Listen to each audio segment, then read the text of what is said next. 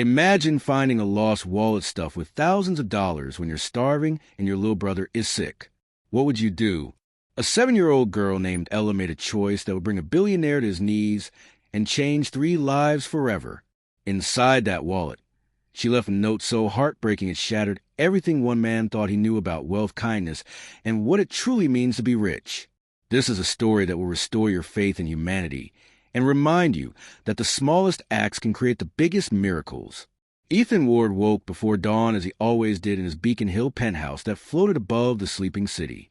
Floor-to-ceiling glass framed the skyline like a painting, cold, flawless, and utterly lifeless.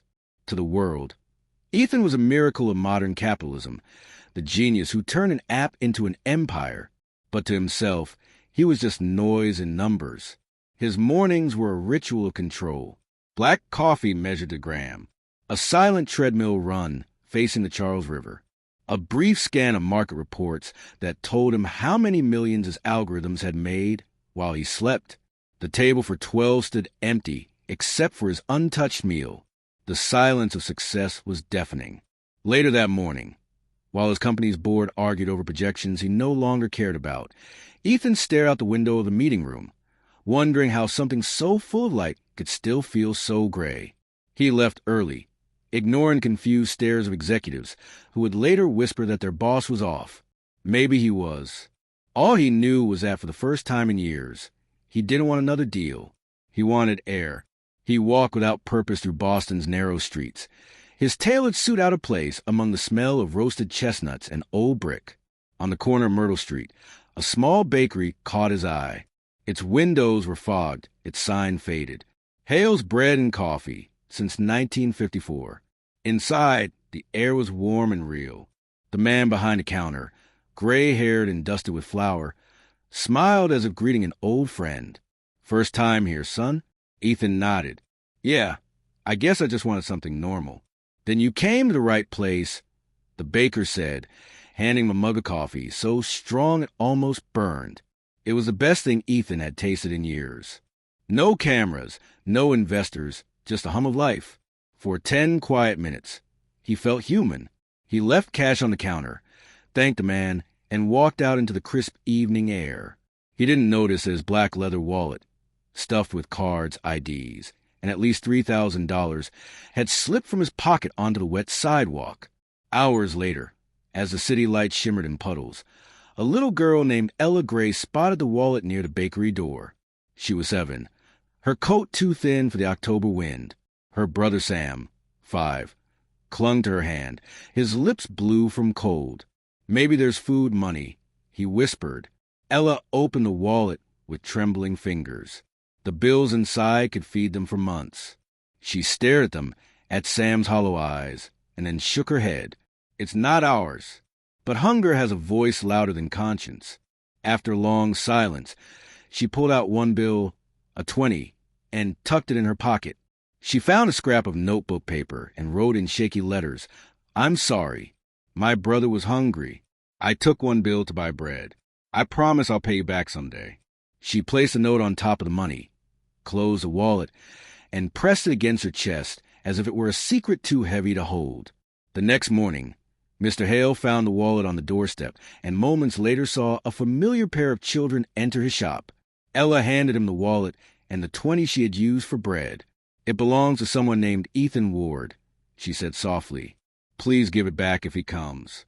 Her voice cracked, but her eyes didn't flinch. The baker watched as she pushed the money toward him. "I want pay for the bread." She added, "That way, I don't owe anyone." Mr. Hale took the bill, his throat tight. "You're a good girl, Ella," he whispered, but she was already walking away, clutching her brother's hand. When Ethan woke that morning, the world was the same until he realized his wallet was missing. He retraced his steps, irritation rising, until he reached the bakery. Mr. Hale smiled when he saw him. "I think this belongs to you," he said, handing over the wallet. Ethan opened it, expecting the usual relief of recovered property, but instead he found the note. The handwriting was uneven, the paper smudged, but every word struck him like a hammer. "I'm sorry. My brother was hungry. I took one bill to buy bread. I promise I'll pay you back someday." He read it once, twice, a third time. The room blurred. For the first time in years, tears filled his eyes. Not the kind born of loss, but a revelation. A child who had nothing had chosen honesty over survival. And he, a man who had everything, had never once done something purely good, without expecting something in return. Ethan stood there for a long moment, the note trembling in his hands, until Mr. Hale spoke gently. "They come by sometimes," he said. "The little one's sick. They sleep somewhere on the east side." Ethan nodded, unable to speak. He tucked the note back into his wallet as if it were the most valuable thing he owned. "If they come back," he said finally, his voice breaking, "tell them I'm looking for them. Not to take anything from them, but to thank them." For the next several days, Ethan searched. He canceled meetings, ignored investor calls, and walked through parts of Boston he'd never noticed before. He stopped at shelters, diners, and parks where the cold wind carried the smell of damp blankets and burnt coffee. Some recognized his description. A girl about 7, dark hair, brown coat, holding her brother's hand, but no one knew where they slept. At a women's shelter on Tremont Street. A volunteer named Mrs. Ramirez looked up from sorting donated coats when Ethan showed her the note. Her kind face softened. "That handwriting," she said. "It's careful," like she was scared to make a mistake.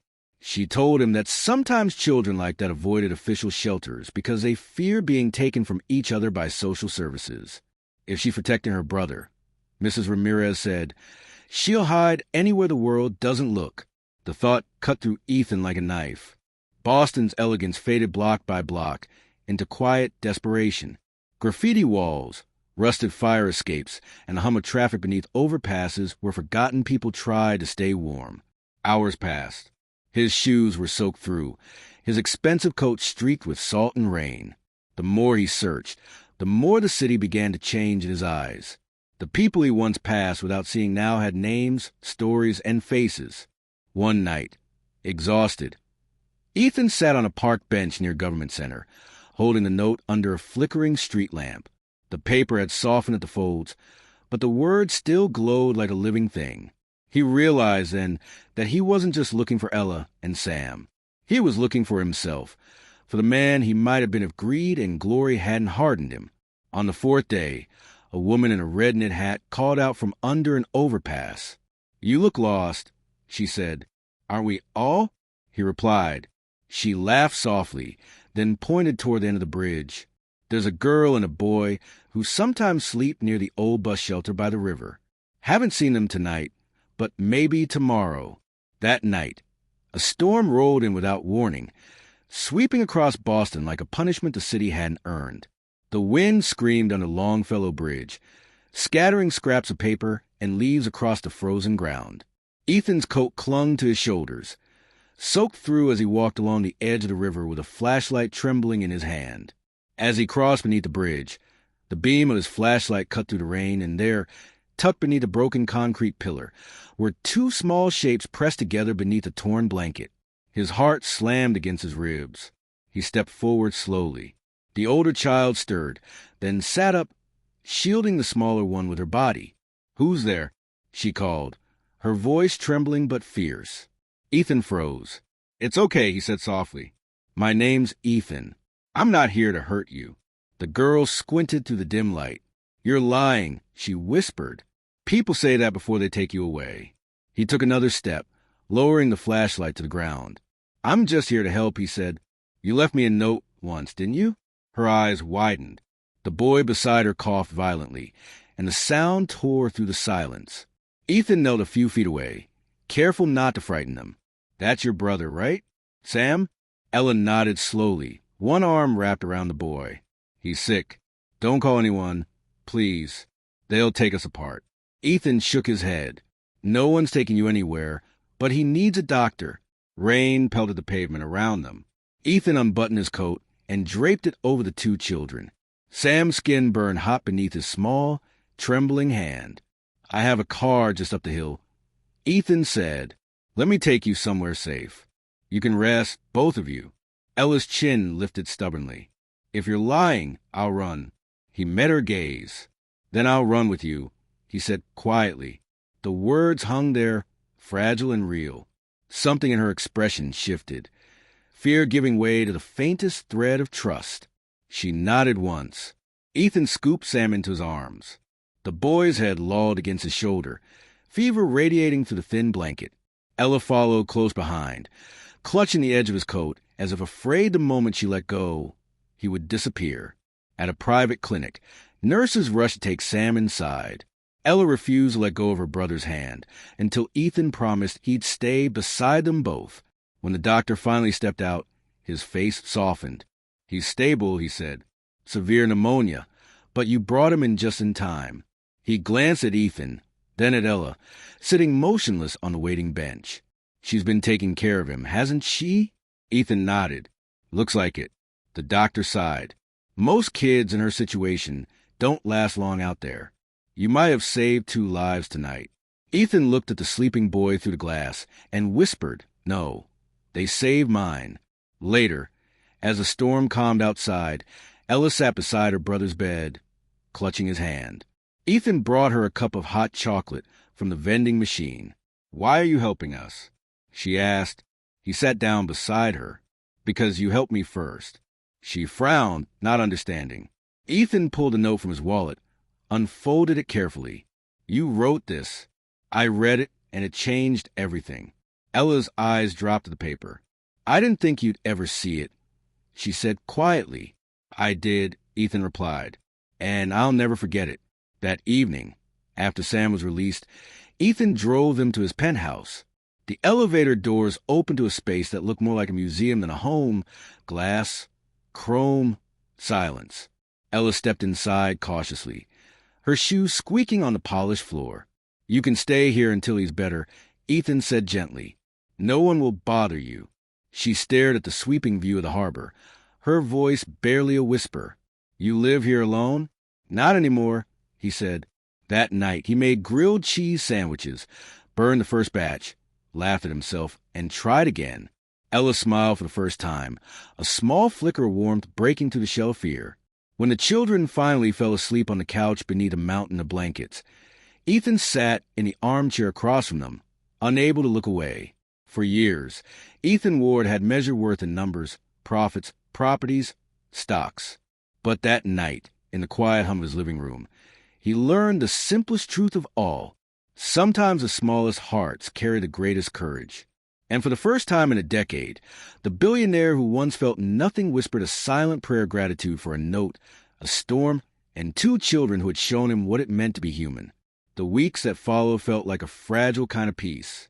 Sam's fever faded. Laughter slowly replaced coughing. And the penthouse that once echoed with silence now carried the sound of crayons scratching across paper and the hum of cartoons on the living room TV.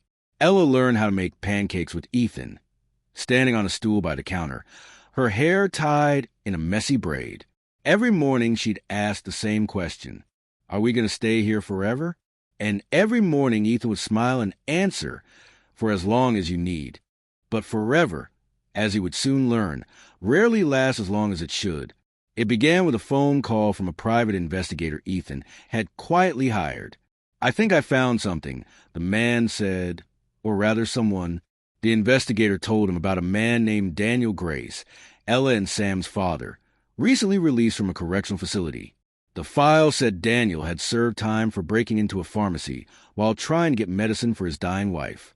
He'd lost custody of both children and had been searching for them since the day he walked free. Ethan didn't know what to feel. Part of him was relieved. At least the children weren't truly alone. But another part clenched with fear. The thought of losing them felt unbearable. When Ella crept in to say goodnight that evening, her small hand touched his arm, and he knew he couldn't keep the truth from her forever. At the courthouse, the fluorescent lights felt too bright, the air too heavy. Ella sat beside him, clutching his hand. Sam swung his legs nervously. Across the room sat Daniel Grace, tired eyes, worn hands, a cheap suit that didn't fit. The moment Ella saw him, her grip on Ethan's hand loosened. Her lips parted, but no words came out. Daniel's voice cracked as he spoke. "Ella, Sam, I'm so sorry. I never meant to leave you. I thought I could fix everything." Ella looked down at her lap. "Mom got sick," she whispered. "You weren't there." Tears streamed down Daniel's face. "I know," he said. I was trying to get medicine for her. That's why I—" He stopped, the shame too heavy to finish.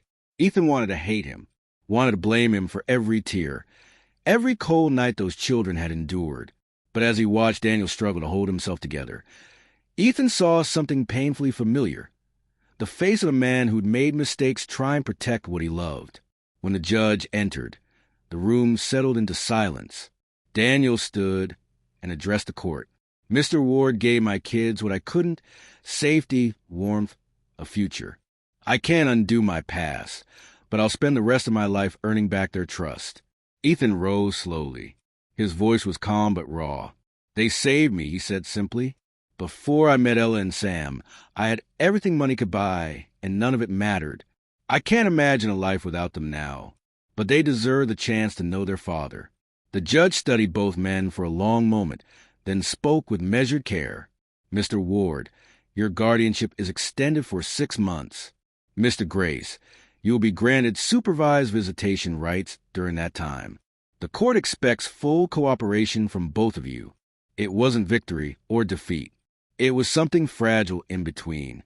In the weeks that followed, they built a careful rhythm.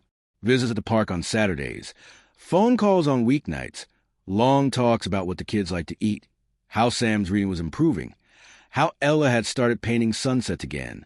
Ethan and Daniel learned to share something rare and delicate: responsibility without resentment. One evening, as the sun set over the harbor, Ella stood between them, her small hands holding theirs. "Can we all just be family?" she asked. Neither man answered right away. They just nodded, each realizing that maybe, for the first time, that word meant something deeper than blood. Spring arrived in Boston, quietly that year. 6 months had passed since the judge's ruling. Daniel Grace had kept every promise: steady work, sobriety, and quiet persistence. He never missed a visit. The fear in Ella's eyes had slowly faded, replaced with something new. Trust built day by day, visit by visit, promise by promise. One afternoon at the park by the Charles River, where the cherry trees had just started to bloom, Daniel arrived carrying a small box of pastries from a bakery near his new apartment. "Got the job promotion," he told Ethan quietly. "Full-time mechanic now. Health insurance. Steady hours. Feels good to stand on my own 2 feet again." Ethan smiled, the kind of smile that carried no envy, only gratitude. "You earned it," he said.